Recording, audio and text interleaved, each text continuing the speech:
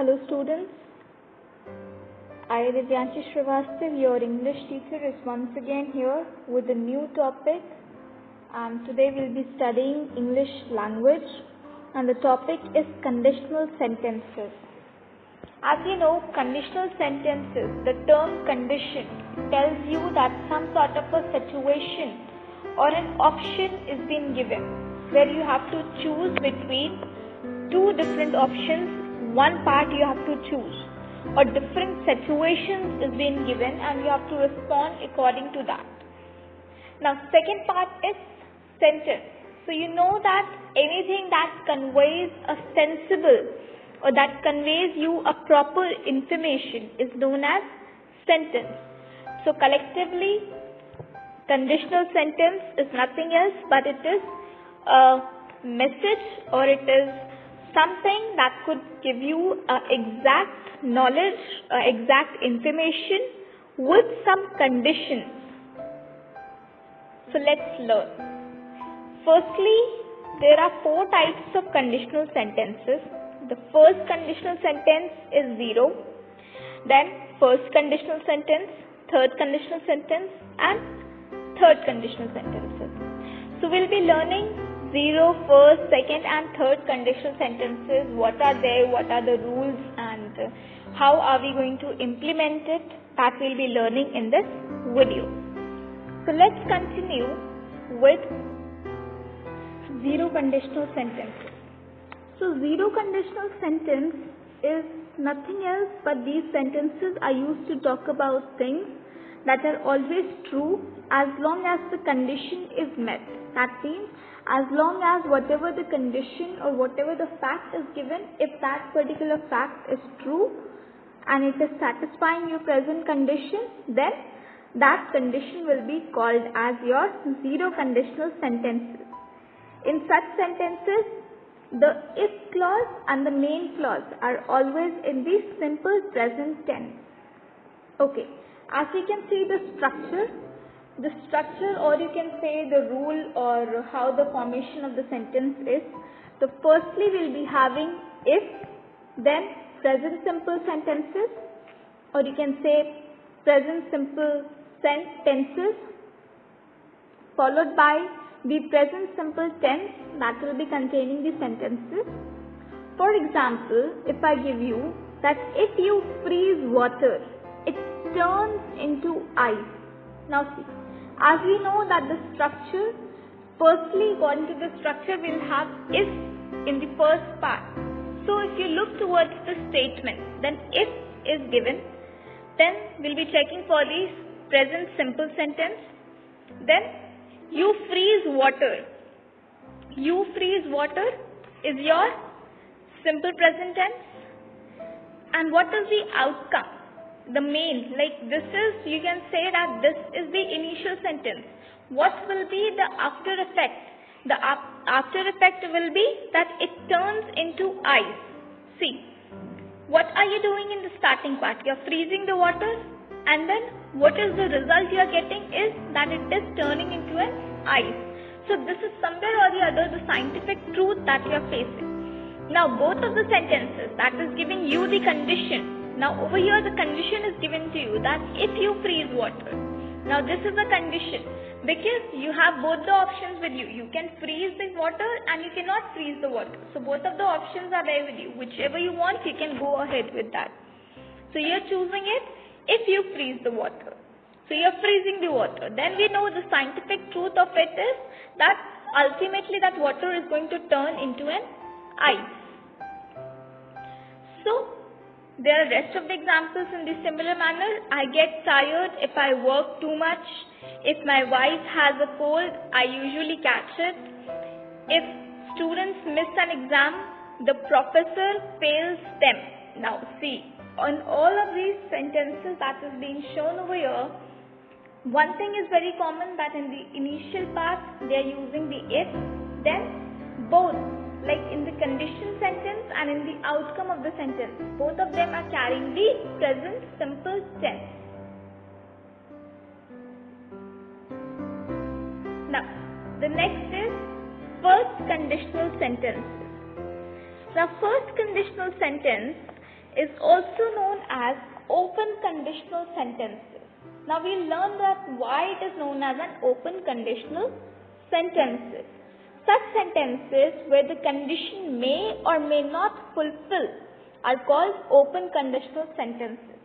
Now see, these sentences are called open conditional sentences because it may come to true or it may not come to true. That means if it rains, I will stay at home. That means it can rain and it cannot rain. Whereas in the previous part, in the zero conditional sentences, we studied this thing that if you freeze water, then definitely it is going to turn into ice. But here the surety of raining is not sure. It is not sure that it will definitely rain or not. So such sort of a sentence which carries some sort of a doubt with them that whether that fulfillment in that statement will be there or not comes under the category of first conditional sentences. Now the structure, or you can say the formation, is firstly you will be having if followed by the simple present tense. Then the outcome will be in simple future tense.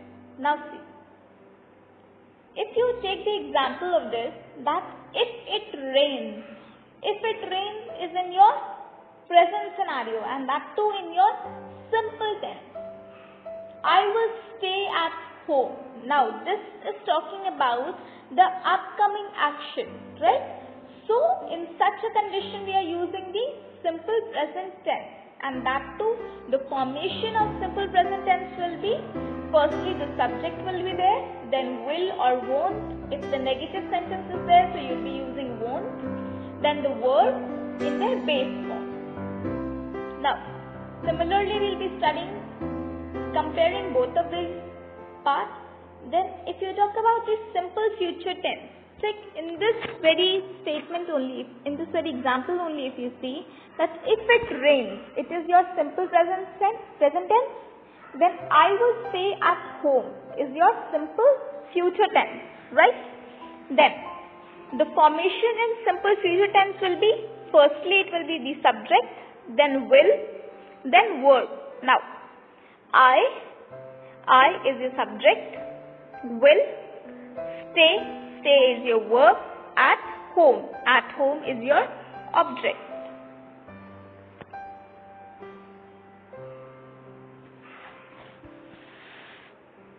Now, coming to the next conditional sentence, that is your second conditional sentences. Now, second conditional sentences is also known as hypothetical conditional sentences. See students, hypothetical means something that you imagine. As it is given, it is an imaginary situation in the present or future. You are imagining about that very particular situation. That means actually that thing has not taken place yet, but you are just assuming it that it might happen. So now the structure formation is, firstly it will be if, then past simple tense, followed by the present conditional.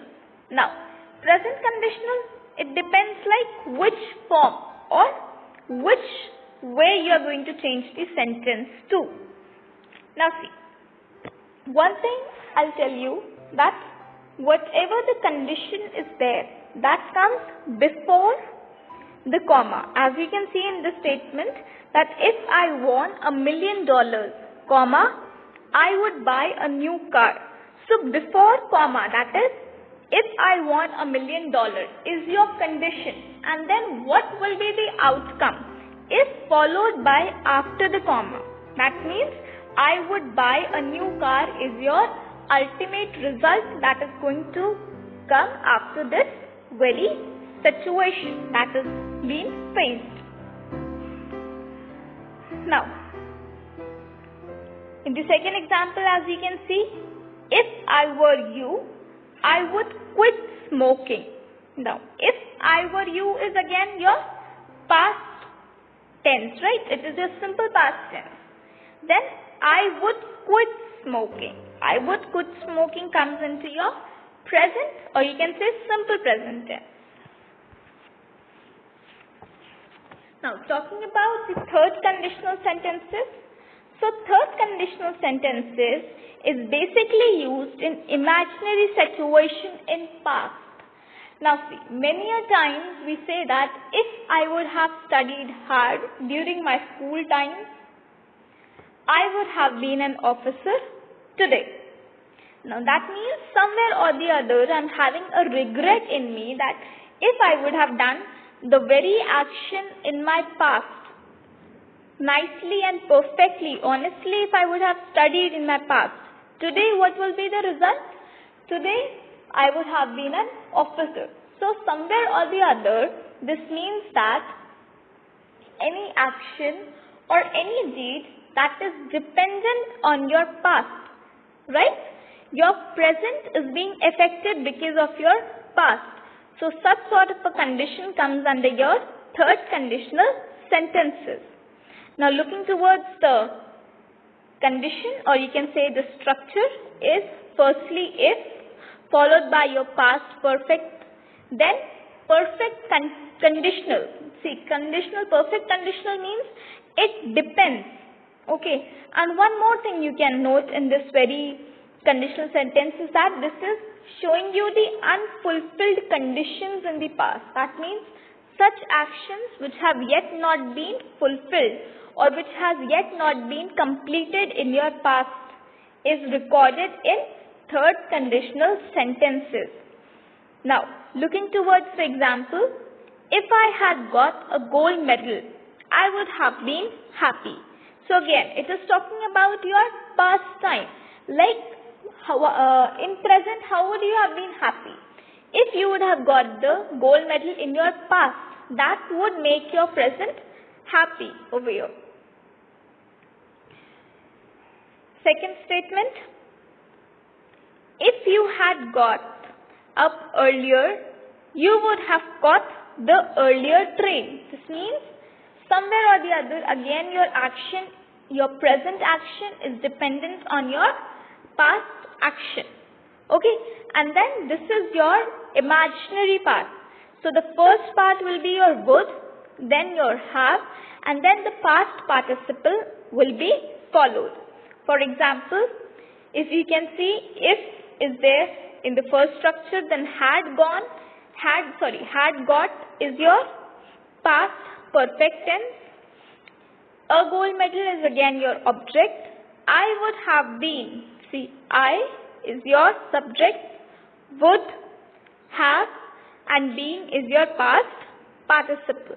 Then again, happy is your object.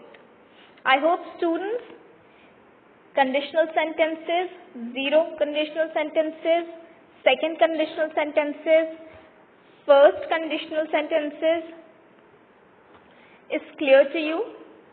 If there is any doubt to anyone, you can do drop your questions and your queries in the comment section. Thank you.